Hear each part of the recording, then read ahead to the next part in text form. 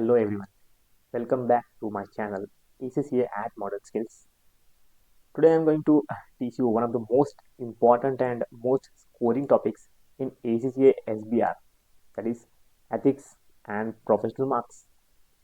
If you master this one topic, you can score in easy 8 to 10 marks in the exam. These marks are literally free because students lose them due to pure writing, not lack of knowledge.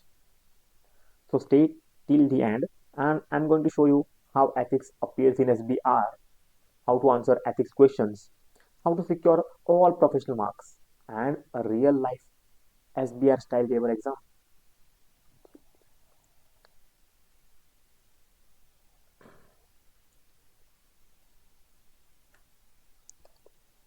चलिए तो start करते हैं. First of all, why ethics matters in SBR. कि ethics इतना important क्यों है SBR में?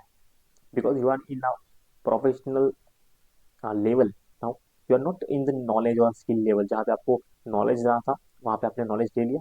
Skill level में आपने अपनी आपकी जो भी स्किल है वो एनहांस किया in greater betting greater knowledge.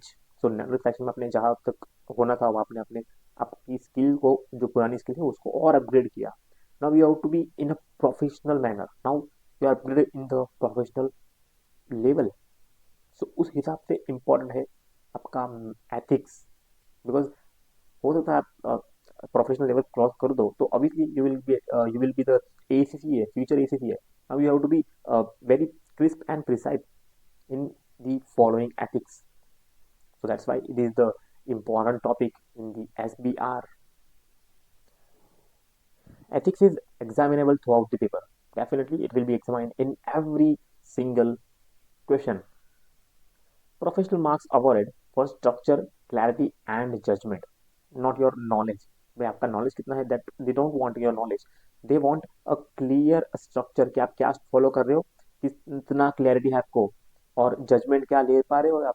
किसी भी एक पर्टिकुलर सिनेरियो में आपको जजमेंट की रिक्वायरमेंट होगी एंड तो वो जजमेंट आप उनको दोगे एज अ प्रोफेशनल वर्कर और as a professional ACCA. So you have to be think like a management. You are upgraded to your higher level of authority. चलिए, ethics question frequently appearing question one. ठीक है, question one में तो frequently appear होता ही है जो कि 30 marks का होता है. बट मोर और लेस आपको 4 से 5 मार्क्स का आपको कोई क्वेश्चन दिया जाएगा जहाँ पे प्रोफेशनल एथिक्स के बारे में कुछ जिक्र किया जाएगा इन दी एंटायर केस स्टडी. तो हर एक केस में आपको प्रोफेशनल एथिक्स पे आपका टेस्ट होने वाला है. टोटल उसके 4 मार्क्स जो है वो प्रोफेशनल स्किल्स के लिए है, जो कि अप्लाई होने वाले हैं नेरेटिव आंसर्स में. आप जहाँ पे नेरेटिव आंसर यानी कि टाइपिंग वाले आंसर जहाँ पे लिख रहे हो वहाँ पे आपको वो प्रोफेशनल जजमेंट देना होगा. And marks are award for logic, clarity, tone and scepticism. कि कितना अच्छे से आप रिप्लाई दे पा रहे हो उसके ऊपर डिपेंड करता है ना. ये क्वेश्चन ऐसा है कि अ, हर एक जो भी ACCA का स्टूडेंट होगा वो हर अपने हिसाब से आपको आंसर करना है. यहाँ पे कोई स्टैंडर्ड रूल नहीं कि इसका आंसर यही होना चाहिए. No, that's not the fair. Because आपको अपने माइंड को अप्लाई करना है. You have to think like a professional and give the answer according to the situation. तो आपको सिचुएशन में कितना आप उसको डीपली अंडरस्टैंड कर पाते हो, सिचुएशन के हिसाब से कैसे उस सिचुएशन को बाहर निकालते हो, वो आपका बहुत ही इंपॉर्टेंट पॉइंट है.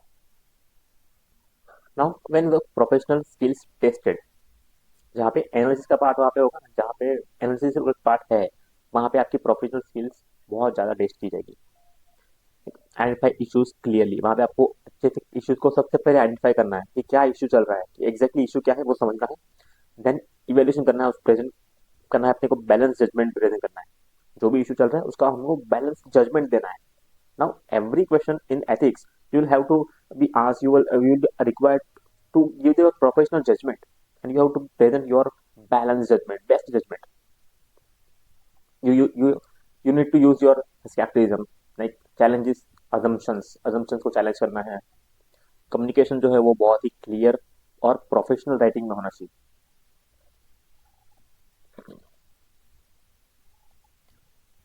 नाउ एथिकल प्रिंसिपल्स, कुछ एथिकल के प्रिंसिपल है. ठीक है, जो कि IESBA कोड कहते हैं हम उसको, कोड प्रोफेशनल एथिक्स के कोड्स. जैसे इंटीग्रिटी, आपको बी ऑनेस्ट. ठीक है, objectivity, no biasness, professional competencies, stay updated with every knowledge, confidentiality यानी कि protect your clients data, professional behaviour, follow the laws and standards, आपको बहुत अच्छे से फॉलो करना चाहिए लॉस एंड स्टैंडर्ड को, यानी कि you should be a professional behaviour. So now let's get back to what kind of ethical threats. चलो देखते हैं कि क्या है एथिकल थ्रेट्स. कुछ कॉमन एथिकल थ्रेट्स देख लेते हैं. पहला है self interest threat. Self interest threat when accountant benefits personally from A situation. किसी भी सिचुएशन में अगर अकाउंटेंट अपने आप को पर्सनली बेनिफिट समझ रहा है, नहीं कि आपका पर्सनल बेनिफिट कुछ हो रहा है, एज एन अकाउंटेंट का कुछ पर्सनल बेनिफिट हो रहा है, तो that means it is a self interest threat. Self interest यानी खुद का इंटरेस्ट वहां पे हैम्पर हो रहा है ना. जैसे for example you are given a bonus if if the profit is increases. अगर आपको प्रॉफिट अगर इंक्रीज हो गया तो आपको बोनस मिलेगा. तो यह क्या होगा कि सेल्फ इंटरेस्ट है, आपका खुद का इंटरेस्ट है उसमें. तो आप क्या करोगे, आपका प्रॉफिट जो है वो इंक्रीज दिखाओगे, ठीक, मैनिपुलेट करोगे, आपका रेवेन्यू के साथ मैनिपुलेशन करोगे. And that is the self interest threat. Second one is self review threat. Self review मतलब हमने जो पहली चीज बनाई होती है उसी को हम चेक करते हैं.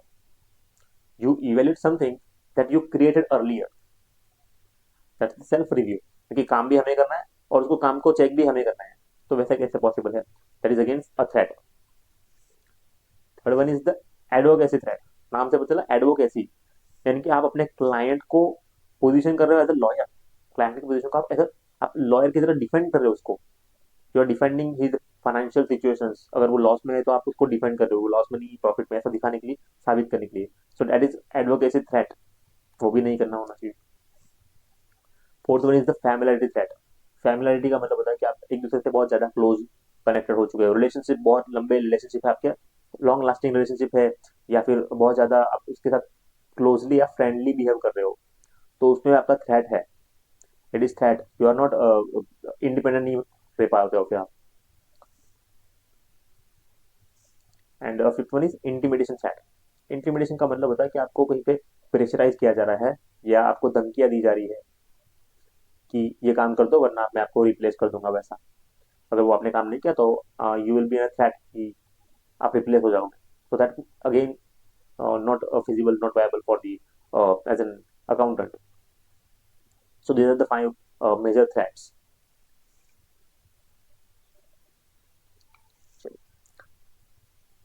Now applying ethics in SBI. अब आपको अप्लाई कहाँ करना है, ये एथिक्स को अप्लाई कहाँ करना है, किस जगह पे आपको अप्लाई करना है.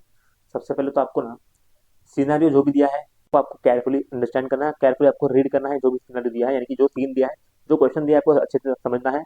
फिर आपको आइडेंटिफाई करना है कि कौन से थ्रेड्स है. जो मैंने अभी 5 टाइप के थ्रेड बताया, वो 5 टाइप में से कौन सा टाइप का थ्रेड आपको वो इस सीन के अंदर या सिनेरियो के अंदर दिया हुआ है, केस स्टडी के अंदर दिया हुआ है. देन लिंक करना है उसको रिलेवेंट एथिकल प्रिंसिपल्स के साथ कि कौन से प्रिंसिपल्स है जो मैंने इससे पहले हमने देखे. प्रिंसिपल्स कौन कौन से, integrity, honesty, then confidentiality, confidence रखना है, प्रोटेक्ट करना है डेटा को, ठीक है. देन प्रोफेशनल अपडेट्स रखना है, प्रोफेशनल बिहेवियर रखना है. तो उन सभी के साथ हमको लिंक करना है. ये ऐसा नहीं होना चाहिए हम शुड बी लाइक अगर इंटीग्रेशन चैट मिल रहा है तो हम क्या करना है, प्रोफेशनल बिहेवियर रखना है हमारा, हमें सबको डिस्क्लोज करना है, ठीक है. लेकिन कॉन्फिडेंशियल डेटा डिस्क्लोज नहीं करना है. ये सारी चीजें वहाँ पे आपको लिंक करनी पड़ेगी कि कौन सा थ्रेट है, फिर उसको किस तरह से हम रिलेट कर सकते हैं हमारे किसी भी प्रोफेशनल एथिकल प्रिंसिपल्स के साथ. एंड देन रिकमेंड करने की कुछ सेफ गार्ड आपको रिकमेंड करने हैं कि कौन कौन से सेफ गार्ड है वो आपको रिकमेंड करने हैं. तो चलिए समझते हैं कि एक्चुअली में सेफ गार्ड है क्या.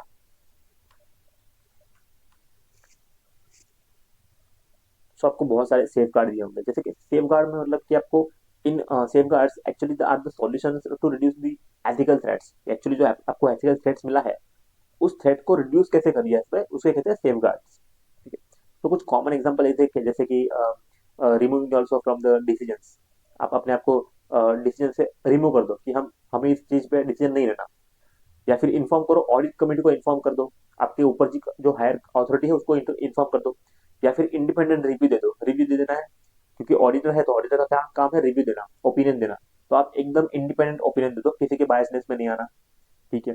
देन असाइनमेंट ही डिक्लाइन कर दो, वो भी हो सकता है. यानी आपने जो काम हाथ में लिया है अगर आपको कोई धमकी दे रहा है तो आप काम उसको मना कर दो कि ना, I will not do this assignment. And strengthen internal control. उनके इंटरनल कंट्रोल आप और भी स्ट्रांग बना सकते हो if you are the internal auditor और एक्सटर्नल ऑडिटर है तो. या फिर अगर आपको कुछ भी नहीं समझ में आ रहा है या ऐसा कोई थ्रेट है जो एक्सट्रीम लेवल का है, तो you can seek external advice from the ACCA या किसी और रिव्यूअर से या पैनल से हम डिस्कस कर सकते हैं और उनसे एडवाइस ले सकते हैं कि इस सिचुएशन में हम क्या करें. Always write safeguard that are practical and relevant to the question scenario. सबसे इंपॉर्टेंट चीज ये है कि आपको हर बार जो भी प्रैक्टिकल सिनेरियो है, जो भी केस स्टडी आपको दिया है ना, उसके बारे में सेफ गार्ड तो बताने ही है. क्योंकि आपने थ्रेड्स तो बता दिए, but what about the safeguard. Threads बताना is not the final solution ना. थ्रेड मतलब आपने कुछ चीज बता दी कि प्रॉब्लम कहाँ पे है. ठीक है, एक तो सीन पढ़ लिया, पूरा सिनेरियो पढ़ लिया, उसके बाद प्रॉब्लम बता दी कि ये है. फिर उस प्रॉब्लम को रिलेट करना है कि एथिकल प्रिंसिपल के साथ रिलेट करना है कि कौन सा प्रिंसिपल है जो मेरा हैम्पर हो रहा है. और फिर अगर ऐसा हो रहा है तो मुझे कुछ रिकमेंड करना पड़ेगा कि सेफ गार्ड क्या ले सकते हैं हम, सॉल्यूशन क्या है इसका, ये भी आपको बताना पड़ेगा. तो इस तरह से आपको ना पूरा क्वेश्चन डिजाइन होगा. चलिए अब एक एग्जांपल देखते हैं एथिकल सिनेरियो की बेस. एकदम प्रैक्टिकल एग्जांपल देखेंगे so that you will get the idea कि किस तरह से इसको प्रेजेंट करना है. सपोज एक एग्जांपल हम देखते हैं कि सपोज आपको ना, आपका एक मैनेजर है, सेल्स मैनेजर. ठीक है, और वो बता रहा है कि जस्ट रिकॉर्ड दी जो नेक्स्ट मंथ का रेवेन्यू है वो इसी मंथ में रिकॉर्ड करने के लिए वो बोल रहा है. बट आपको पता है कि IFRS 15 जो है वो ये कहता है कि जब तक परफॉर्मेंस एप्लीकेशन मीट ना हो, परफॉर्मेंस ऑब्लिगेशन आपका जब तक सेटिस्फाइड नहीं होता, तब तक आप रेवेन्यू को रिकॉर्ड नहीं कर सकते. और वो IFRS 15 में लिखा है. लेकिन आपका सेल्स मैनेजर आपको प्रेशराइज कर रहा है कि अगर आपने ये रिकॉर्ड नहीं किया करंट मंथ में तो हमारा बोनस कम हो जाएगा. और आपको वो धमकी दे रहा है या आपको क्लोजली बात कर रहा है, तो आपको रिलेशन में है तो आप हो सकता है कि आप उसका बात मान जाओ. ठीक है, दैट मे बी पॉसिबल. तो there are self interest threat भी हो सकता है. प्रॉफिट बढ़ाने की बात कर रहा है वो, तो उसका सेल्फ इंटरेस्ट थ्रेट है. ऊपर से इंटिमिडेशन थ्रेट भी है, आपको धमकियां मिल रही है कि आप ऐसा काम कर दो, अदरवाइज आप रिमूव हो जाओगे, आप रिप्लेस हो जाओगे, ऐसा भी हो सकता है. बट आपको पता है कि एग्जैक्टली क्या करना है. कि IFRS 15 बोलता है कि नेक्स्ट मंथ का रेवेन्यू जब तक बुक नहीं होगा तब तक बुक नहीं होगा जब तक आप एक्चुअल में परफॉर्मेंस ऑब्लिगेशन मीट नहीं करते तब तक. और अभी तक परफॉर्मेंस ऑब्लिगेशन मीट हुआ नहीं है, एक्चुअल में गुड्स या सर्विस आपने डिलीवर किए ही नहीं, तो उसकी बिना हम रेवेन्यू कैसे रिकॉर्ड कर सकते हैं. ठीक है, तो ये एक्चुअल में सिनेरियो है. अब आपको सिनेरियो के बारे में बताना है कि सिनेरियो जो है वो ऐसा है. ठीक है, तो उसके बारे में आपको थ्रेट्स को आइडेंटिफाई करना है कि कौन कौन सा थ्रेट है. पहले तो समझ लेना है कि क्या थ्रेट है. ठीक है, फिर मैनेजमेंट का प्रेशर हो सकता है, या तो सेल्फ इंटरेस्ट भी हो सकता है. प्रेशर इंटिमिडेशन हो सकता है, सेल्फ इंटरेस्ट हो सकता है. फिर कौन सा प्रिंसिपल है जो मेरा ब्रीच हो रहा है, what kind of principle is breaching. So integrity यानी कि ऑनेस्ट रखना, ऑब्जेक्टिविटी, किसी चीज को डिस्क्लोज ना करना, एकदम इंडिपेंडेंट रहना. ठीक है, किसी के बायसनेस में ना आना. ये सारे प्रिंसिपल है जो मेरे अफेक्ट हो रहे हैं या ब्रीच हो रहे हैं इसकी वजह से, थ्रेट्स की वजह से. थ्रेट्स बता दिए, कौन से प्रिंसिपल अफेक्ट हो रहे हैं वो बता दिया. फिर उसके बाद हमको बताना है कि हमें क्या सेफ गार्ड चाहिए होगा, यानी कि ये होगा हमारा फाइनल ओपिनियन कि हमें इस सिचुएशन में हमें क्या करना है. लाइक इंडिपेंडेंट रिव्यू देना है. इंडिपेंडेंट रिव्यू देना है, किसी के बहकावे में नहीं आना, किसी के बायसनेस में नहीं जाना, और IFRS को फॉलो करना है. और IFRS 15 जो है वो हमें बता रहा है कि रेवेन्यू कब रिकॉर्ड करनी चाहिए. रेवेन्यू हम तभी रिकॉर्ड करेंगे जब परफॉर्मेंस ऑब्लिगेशन मीट होगी, यानी कि जब डिलीवरी करेंगे तब रेवेन्यू बुक करेंगे. अभी इसे रेवेन्यू बुक करने का कोई मतलब नहीं है. सो आपको ये चीजें बतानी है एंड फाइनली कंक्लूड करना है कि we will do what kind of the जो भी सेफ गार्ड है वो हमें लेने हैं. और हमारा फाइनल कंक्लूजन होगा कि या तो हम असाइनमेंट छोड़ देंगे या तो एडवाइस लेंगे किसी इंडिपेंडेंट रिव्यूअर के पास से, यानी कि ACCA वाले के पास से हम एडवाइस लेंगे और इंडिपेंडेंट रिव्यू हम दे देंगे. या तो हम असाइनमेंट छोड़ भी सकते हैं, we will decline the assignment actually. तो ये भी हो सकता है. चलिए, सो केस स्टडी आपको समझ में आ गई कि किस तरह से क्वेश्चन आ सकते हैं और उसका किस तरह से आपको आंसर देना है. ना how to score professional marks. अभी प्रोफेशनल मार्क्स किस तरह से आपको स्कोर करने हैं. सबसे पहले आपको हेडिंग्स अच्छे से देना है. जो भी केस स्टडी है उसका हेडिंग दे दो कि ये केस स्टडी इसके रिलेटेड है. शॉर्ट में पैराग्राफ लिखो. ठीक है, explain not describe. Now explain and describe में बहुत फर्क. आपको उस चीज को एक्सप्लेन करना है कि एक्चुअल में सिनेरियो क्या हुआ है, किसके साथ लिंक है, किस चीज यानी कि प्रोफेशनल एथिक्स के साथ, किसके एथिकल रिलेशन के साथ ये है, और उसका फाइनल आउटकम क्या हो सकता है या सेफ गार्ड हम क्या सब ले सकते हैं, उसको आपको डिस्क्राइब करना है. एक्सप्लेन करना है, उसको डिस्क्राइब नहीं करना, सब कुछ एक्सप्लेन करना है in detail. Use professional tone and avoid emotional language. तो इमोशनल लैंग्वेज को आपको साइड पे रखना है, आपको सिर्फ और सिर्फ प्रोफेशनल टोन यूज करना है। चलो आंसर की स्ट्रक्चर टेम्पलेट है। सो आपको यही टेम्पलेट में आपको आंसर देना है। सो आपको 4 पॉइंट लिखने हैं। सबसे पहले तो आपको आइडेंटिफाई करना है कि कौन सा इशू पूरे सिनेरियो में दे रहा है। ठीक है, सो इशू आइडेंटिफाई करना है कि थ्रेट कौन सा है। फिर एक्सप्लेन करना है इम्पैक्ट यूजिंग आईएफआरएस या एथिक्स। या तो एथिक्स, एथिक्स में वो एथिकल स्टैंडर्ड्स है उसको यूज करना है, तो आईएफआरएस में अगर कुछ हम गलत कर रहे हैं तो आईएफआरएस में क्या बताया गया है, वो आईएफआरएस का कुछ इम्पैक्ट बताना है। और उसको बताना है कि इवेल्यूट करना है अल्टरनेटिव, अल्टरनेटिव यानी कि सेफ गार्ड्स। सेफ गार्ड्स की बात कर रहे हैं, सेफ गार्ड्स क्या देने हैं उनको। एंड फाइनली हमें कंक्लूड करना है कि हम ये आगे अब इसके ऊपर हम क्या डिसीजन लेंगे। That's the answer is. और यही आंसर आपको यही टेम्पलेट यूज करना है हर बार।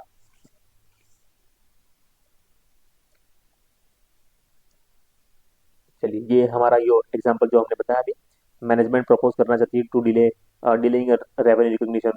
एनालिसिस कहता है कि वायलेट आईएफआरएस 15 का वायलेशन हो रहा है, प्लस परफॉर्मेंस ऑब्लिगेशन, जो परफॉर्मेंस ऑब्लिगेशन है वो तो अगले महीने का है। हम अभी से तो मीट नहीं कर सकते, रेवेन्यू को अर्ली रिकॉग्नाइज नहीं कर सकते हैं। तो वो ब्रीच कर रहा है, इंटीग्रिटी प्लस ऑब्जेक्टिविटी दोनों ब्रीच हो रही है। सो कंक्लूजन क्या करेंगे हम, फाइनली रिकमेंड करेंगे करेक्ट ट्रीटमेंट क्या होना चाहिए। सो हम बताएंगे आईएफआरएस 15 में बताया कि करेक्ट ट्रीटमेंट जो है वो तब होगा, यानी कि जब जो हम रेवेन्यू है तभी बुक करेंगे जब एक्चुअल में परफॉर्मेंस एप्लीकेशन मीट होगा, otherwise we will not do this. So final outcome ये रहेगा। Now some common mistakes you should avoid. भाई आपको अवॉइड क्या करना है, कुछ चीजें हैं जो आपको अवॉइड करनी है, जैसे कि writing bullet points instead of paragraph. अब ये प्रोफेशनल एथिक्स का क्वेश्चन है ना, वो ऐसा क्वेश्चन है कि आपको थोड़ा सा पैराग्राफ लिखना पड़ेगा। आप डायरेक्टली बुलेट पॉइंट्स में नहीं लिख सकते, कुछ भी आपको लिखना है तो बुलेट पॉइंट्स नहीं बनाने। You should directly use the paragraph, headings paragraph में यूज करो। देन रिपीटिंग सिनारियो, भाई बार बार एक ही सीन को वापस नहीं दोहराना। ये बहुत ही बड़ी मिस्टेक है कि आप एक ही चीज को, आप देखो मैंने बोल दिया कि आपको सिनारियो को एक बार बताना है। एक बार बताना है क्या मतलब, सिर्फ एक ही बार बताना है कि ये सिनारियो है एक्चुअल में है। फिर आप बार बार वही रिपीट करोगे सिनारियो को, तो examiner will not go ahead फिर with your marks. No ethical reasoning. देखो अगर अपनी एथिकल रीजनिंग नहीं दी ना, तो ये बहुत बड़ी मिस्टेक है। एथिकल रीजनिंग देना जरूरी है कि एथिक्स क्या कहता है, एथिक्स में क्या लिखा गया है, वो आपको बताना जरूरी है। तो ये भी एक बड़ी मिस्टेक है। एंड नॉट कंक्लूडिंग, बस आपने सब कुछ बता दिया, थ्रेड्स बता दिए, सेफ गार्ड बता दिए, लेकिन आपने उसको कंक्लूजन नहीं दिखाया। यानी कि you didn't show the conclusion कि आपका प्रोफेशनल जजमेंट क्या है। अगर आपने वो नहीं रखा, कि उसका पैराग्राफ नहीं रखा ना, कि आपने आखिर में एग्जैक्टली क्या डिसीजन लिया, अगर आपने एग्जामिनर को नहीं बताया, तो he will not give you the good marks. Now tips to good full professional marks, कि अगर आपको फुल प्रोफेशनल मार्क्स चाहिए तो you should always structure answer. जैसे मैंने चार टेम्पलेट, चार जो चीजें बताई थी उसके हिसाब से आपको टेम्पलेट वाइज स्ट्रक्चर में आंसर बताना है। Right like a professional account की तरह राइटिंग करनी है। प्रोवाइड बैलेंस व्यू पॉइंट भी देना है कि एक्चुअल में क्या हुआ, किस तरह से हुआ और हम क्या चाहते हैं। And use IFRS references correctly. जब भी आप आईएफआरएस का नंबर बताओ तो करेक्ट बताना। ऐसा नहीं होना चाहिए कि कोई आईएफआरएस 15 के बारे में पूछा और आपने आईएफआरएस 16 के बारे में लिख दिया, वैसा नहीं होना चाहिए। सो आईएफआरएस का नंबर, पैराग्राफ या उसमें क्या लिखा है वो एक्चुअल में आपको पता होना चाहिए, और उसको अच्छे से रेफरेंस देना है आपको। And that's it. So final takeaways, ethics plus professional marks जो होते हैं, they can add around 6 to 10 marks. तो प्रोफेशनल के मार्क्स और एथिक्स के मार्क्स दोनों मिला के ना अराउंड 6 से 10 मार्क्स के क्वेश्चन आपके इसके रिलेटेड होते हैं। और अगर आपने अच्छे से ये टेम्पलेट समझ लिया ना, तो ये जो मार्क्स है ना वो आपके लिए फ्री है। फ्री में इतने मार्क्स आप आराम से गेन कर सकते हो। एफर्ट बहुत कम है, बहुत ही छोटा सा एफर्ट है, एंड हाई स्कोरिंग इम्पैक्ट है। थोड़ा सा एफर्ट डालो और आपके मार्क्स जो है बहुत अच्छे से आ जाएंगे। और उसके लिए आपको ना राइटिंग प्रैक्टिस करनी पड़ेगी। ये जो मैंने स्ट्रक्चर बताया कि उसी स्ट्रक्चर में आपको राइटिंग प्रैक्टिस करनी पड़ेगी। You have to be very precise in writing the professional plus ethics के questions. So thank you so much for watching this, and I hope you like the today's session. So as well as you can also check out my playlist where I have explained each practical subjects as a demonstration, and along with that some exam strategies also there. So please check out the playlist, and don't forget to like, share and subscribe to my channel ACCA at Modern Skills.